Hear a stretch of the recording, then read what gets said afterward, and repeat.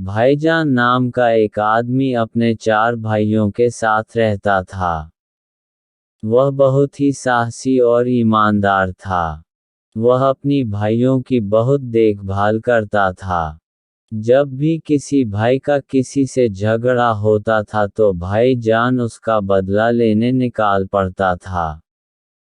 भाईजान सारे इलाके में गुंडों की पिटाई करने के लिए बहुत फेमस था। भाईजान का एक वकील दोस्त भी था जो अक्सर उसे जेल से बेल भर छुड़ा कर ले आता था। एक बार चारों भाई भाईजान से कहते हैं कि आप शादी कर लो। लेकिन भाईजान कहता है कि घर में एक औरत आने से सब भाइयों में दरार पड़ जाएगी। वह कहता है कि हम में से किसी को भी शादी नहीं करनी चाहिए और लड़की के चक्कर में नहीं पड़ना चाहिए। भाईजान के सामने तो सारे भाई उसकी हाँ में हाँ मिला देते हैं।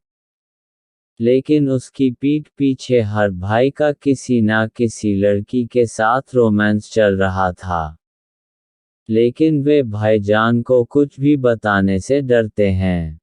एक दिन उन भाइयों को पता चलता है कि कॉलेज के दिनों में भाईजान का भी एक लड़की के साथ रोमांटिक अफेयर था।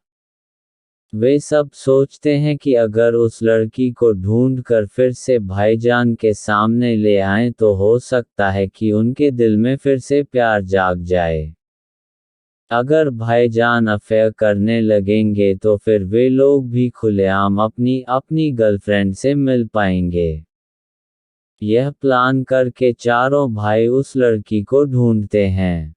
लेकिन पता चलता है कि उस लड़की की तो शादी हो चुकी है।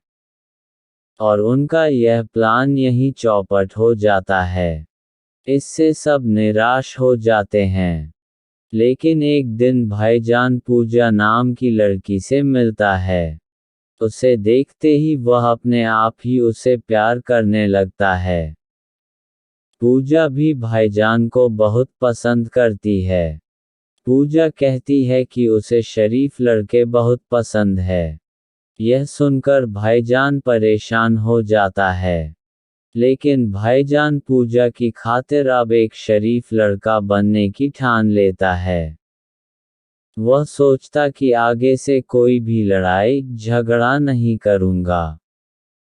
इस तरह से वह भाईजान और पूजा का रोमांटिक अफेयर चल पड़ता है। यह देखकर दूसरे भाई भी बहुत खुश होते हैं और कहते हैं कि उन्हें भी अफेयर कर लेना चाहिए। भाईजान को अब इससे कोई आपत्ति नहीं थी। एक दिन भाईजान ट्रेन से पूजा के साथ कहीं जा रहा था। तभी कुछ गुंडे एक लड़की को छेड़ने लगते हैं। भाईजान उन गुंडों को बहुत पीटता है। यह देखकर पूजा हैरान हो जाती है। वह तो भाईजान को बेहद शरीफ लड़का समझ रही थी। लेकिन वह तो बहुत खतरनाक निकला। इससे वह नाराज हो जाती है। उसे लगता है कि भाईजान ने उससे झूठ बोला है। लेकिन कुछ दिन बाद भाईजान उससे मिलता है और कहता है कि वे गुंडे उस लड़की को छेड़ रहे थे। ऐसे में वह चुपचाप कैसे देखता रहता।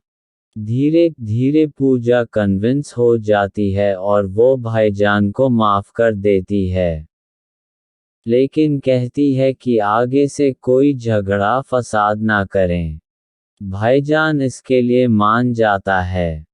एक दिन पूजा भाईजान को अपने घर ले जाती है और अपने परिवार से मिलाती है।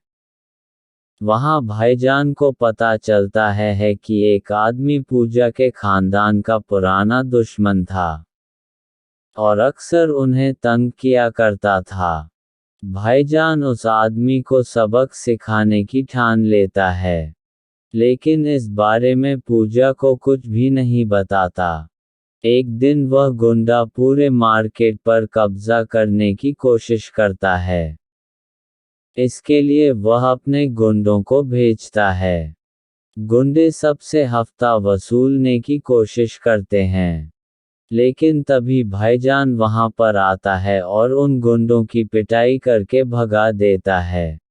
इसके बाद वह गुंडा भाईजान के छोटे भाई को किडनैप कर लेता है और उसे मारने की धमकी देता है। इसके जवाब में भाईजान उस गुंडे के घर जाता है और वहां उसके आदमियों को मारकर उसकी बेटी को किडनैप कर लेता है। मजबूर होकर उस गुंडे को भाईजान के भाई को छोड़ना पड़ता है। इसके बाद भाईजान उस आदमी एक गुंडों को खूब मारता है। उस गुंडे ने पहले किसी आदमी का मर्डर किया था। भाईजान इस सब का सबूत इकट्ठा करता है और पुलिस को सौंप देता है। इससे पुलिस उसे पकड़कर जेल में बंद कर देती है। इसके बाद पूजा का परिवार बहुत खुश हो जाता है।